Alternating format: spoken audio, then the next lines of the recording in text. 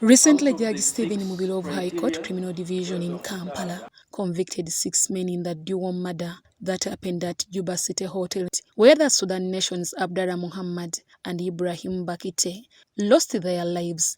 The convicts include Gumisiriza Innocent, Kanyomozi Deus, Namala Daniel, Chithembo Jacob, and Gumisiriza Nicholas. While delivering the sentence, Judge Stephen Mubiro, basing on the actions of each of the convicts, sentenced 5 out of the 6 to spend the rest of their natural life in prison on 2 counts of murder. I therefore found that although you are not at the scene, your contribution made it possible for A1 to commit the 2 offenses of murder.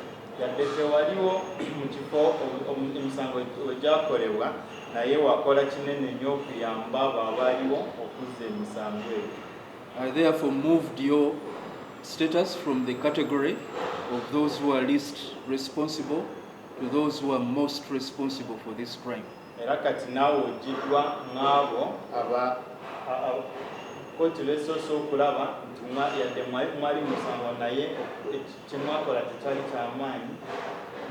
although he was not present, the contribution he made was very critical for the commission of the 2 offenses. You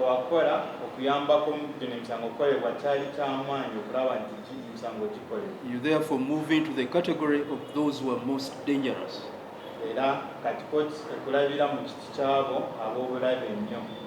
I found no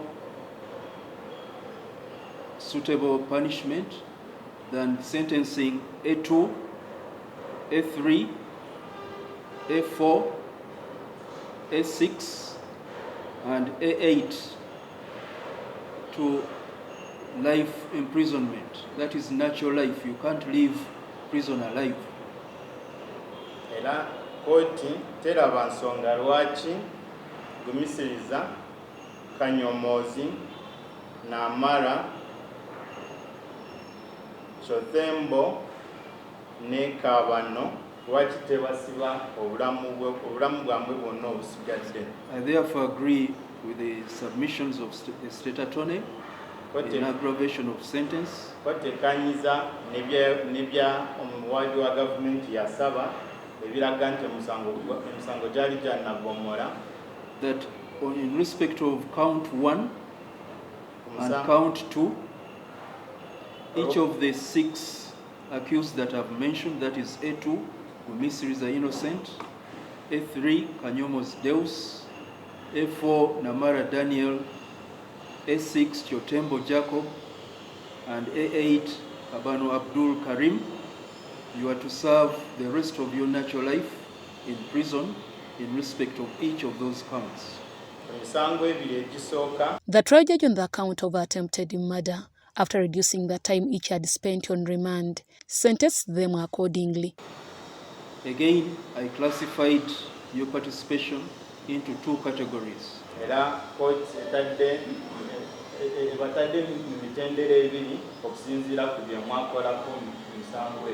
The maximum punishment for the offense is life imprisonment.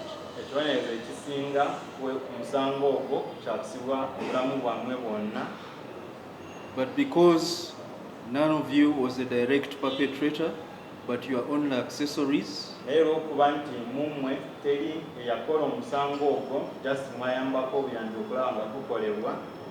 I decided to start consideration of the sentence at 20 years imprisonment.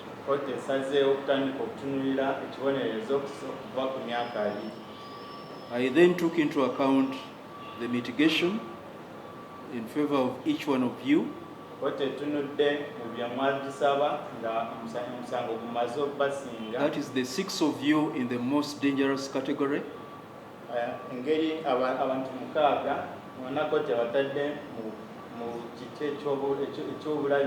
And reduced it to 15 years. No,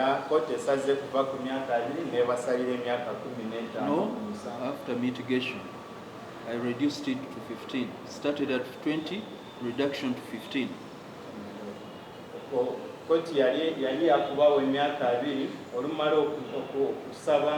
ekusonyiwo nga musango kumaze okubasinga kkooti yakukendeeza nedda ku 15. From the 15, I have to deduct the period of time you've spent on remand. Kwegyo 15 kkooti egenda kusalako emyaka gye mumaze ku remand. A2, you've been on remand since 15th of August. A3, since 15th of August 2018 as well. A4, since the 20th of August 2018. A6, since the 18th of October 2018. And A8, since the 25th of January 2019. And therefore, you are to serve the following sentences. Mwena mubadde ku remand okusinziira ku emyezi egyo omulamuzi gy'asomye, kati agenda kubasalira emyaka egisigaddeyo gye mugenda okusaagira. For the offense of attempted murder, musango okugezaako okutta, A2, you will serve 10 years and 4 months imprisonment. A3, Kanyomos Deus, you are to serve 10 years and 4 months imprisonment. Kanyomozi emyaka 10 n'emyezi 4.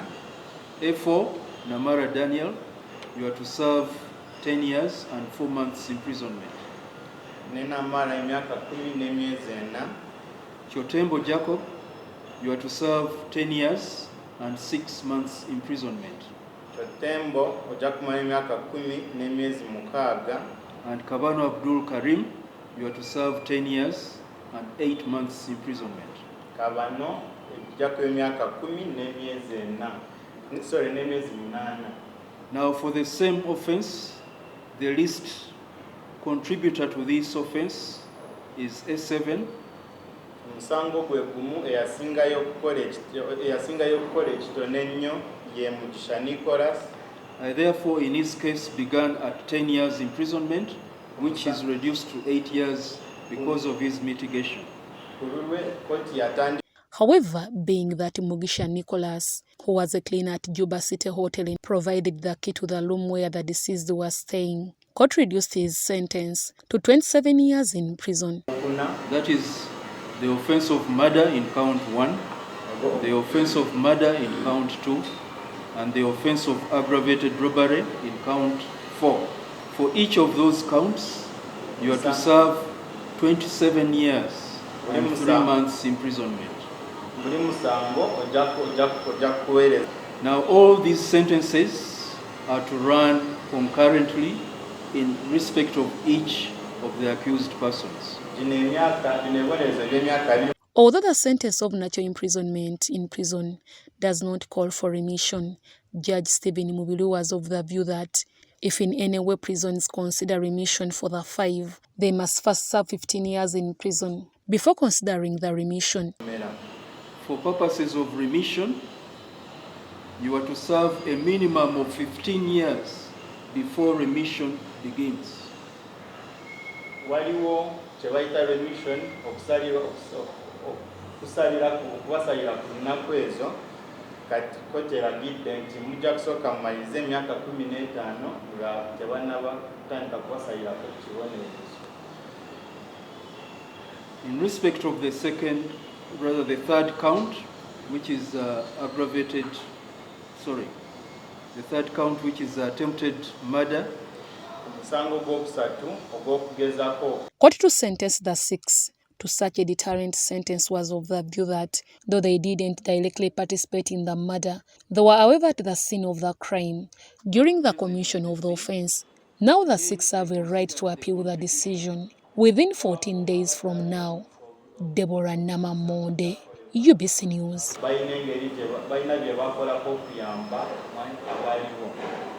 One of them, A6, provided the murder weapon or made it accessible.